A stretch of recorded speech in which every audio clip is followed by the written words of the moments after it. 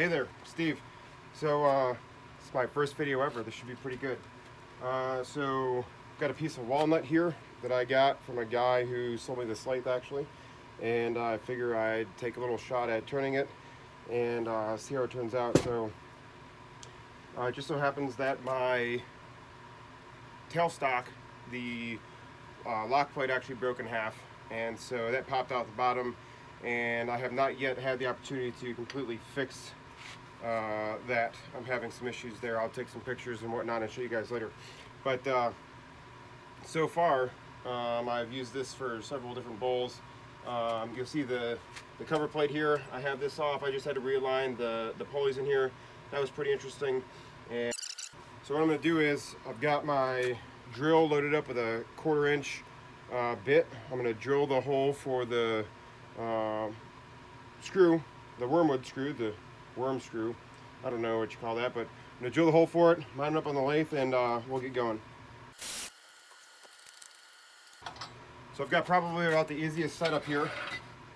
I have simply the walnut going on the worm screw, which is on at it. I've got a total of 3 tools. I've got a, this is from a starter set, M2 high-speed steel Benjamin's Best, with some pretty low budget stuff that I got for my initial lathe, which was a Jet 1014 manual. And so what I did is I just basically cut that. I got a 1/2 horsepower Nikon slow speed grinder with the stock wheels on it. And so basically what I did is I manually ground it, and I have a nice heel here. What I was finding is that when trying to turn bowls, I couldn't get in deep enough to the bottom, and it was getting really frustrating. I tried multiple, I tried the fingernail grind, the Ellsworth grind. I tried a bunch of different stuff. I'm not really sure of them all, as I'm a pretty new turner, but I turned a bowl with this one just the other day, yesterday, and it turned out pretty well. So we got that. It's pretty small. It was about, I don't know, maybe take a couple millimeters off of it. I've got this, which is, when I bought this, there were some Buck Bros tools. This is just high-speed steel, and I just made it into a negative rake scraper, or that's what I'm going to call it for now. We'll see how it works as a negative rake scraper. And then, one note on that: if you ever have the opportunity to pick up some cheap high-speed steel, pretty cheap, especially already in the handle, ready to go, I highly recommend you do so. It just makes life easy to be able to grind whatever you need and get a rip. And then lastly, I've got Robert Sorby parting tool. So it's a fluted parting tool. It's a 1/8 of an inch, I believe, just to useful for help setting my depth or the thickness of the walls initially on the edge of the bowl. We'll see how that turns out now, because I'm gonna go ahead and put it on the lathe. I'm gonna lock that in place. And luckily, so when I cut these, I'll do a video of how I get the wood as well. I am not a fan of buying wood, to each their own, but I don't have, well, let's just put it this way. If my YouTube channel takes off, I guess I'll buy my own dried wood. I'm working on different ways to dry it now, but basically what I've been doing is just getting wood from, in this case, from a nice dude who sold me the lathe, and he's like, oh, you want some wood? Cut it up and just take a circle and cut it up as best I can.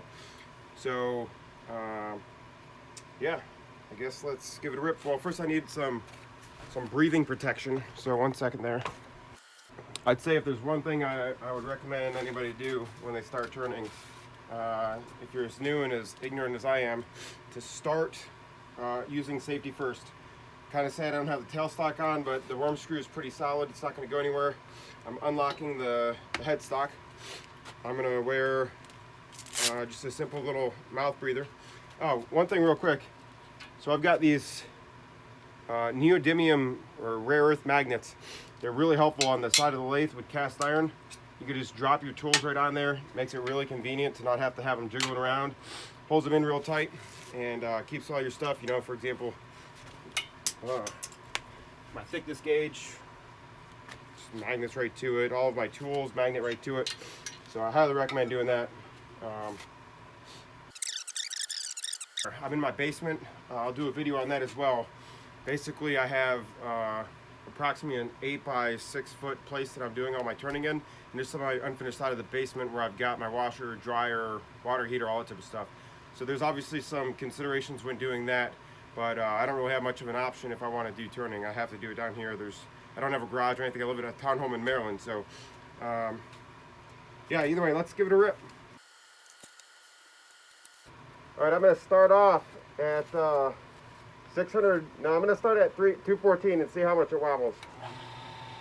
Looks like it's going to wobble a decent amount. So I'm going to up the speed.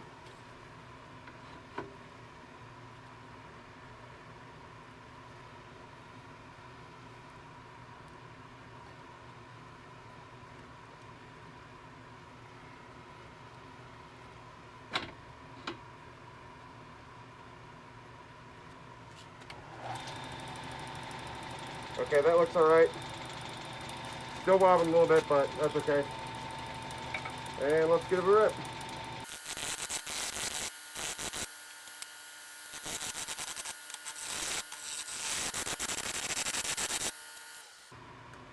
Okay, well that was easy. So far so good. Bring it a little bit closer. Gonna go down a little bit, back it up. Make sure we're clear.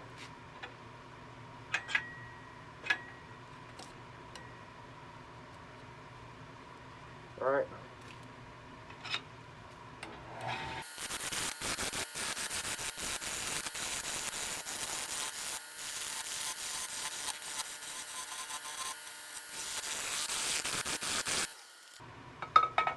Okay, so we're going pretty good so far, but I'm hitting a lot of air. So I'm going to bring it a little closer and I'm going to up the speed so it's a little quicker and it's like I'm not missing as much. So I'm going to go, what, to 1020.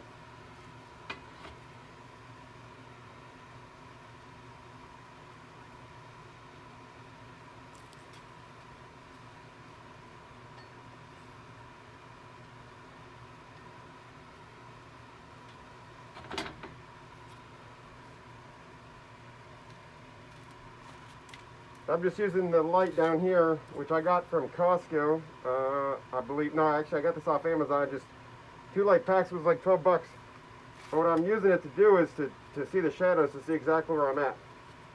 Not looking at anything perfect yet, but it helps me to understand where I'm at. What I'm trying to do, I'm trying to hit the side grain, so I'm coming in like this. I mean, at some points I'm hitting the end grain as well as I essentially scrape over, but I'm coming in, I'm trying to hit. You'll see there's some of these are nice shavings, some of them a little bit of dust, but ideally what I'm looking for is something that's a little bit longer of a shave coming in at the angle I'm coming in. I'll link some videos that are really good for information I was watching last night to get my head wrapped around going with the end grain and the side grain, but let's keep going.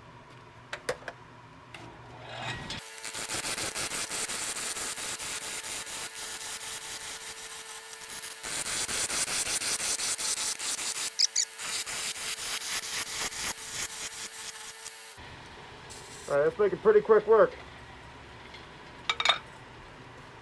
Now the only problem with a tool like this is, you know, you can tell it's pretty small, and having a little bit more meat's pretty helpful.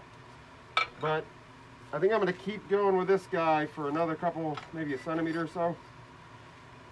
Keep taking it down so I can kind of get in here and start building some type of curve going on. Matter of fact, let's change the angle a little bit. I'm going to start taking off some of these corners.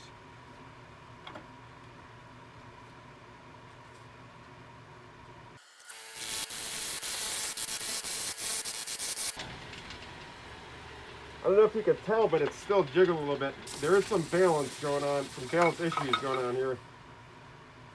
But, I mean, you can tell we have more weight over here than we do over here.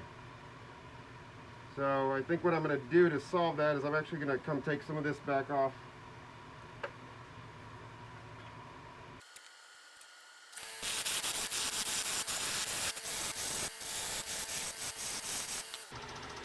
Not sure if you could see that, but it was dancing a lot.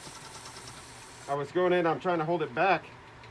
And what is this? I believe it's a push cut. and it was pulling it all around. I think the problem is that I'm not high enough, so I'm going to try getting up a little bit more, see if that solves that issue.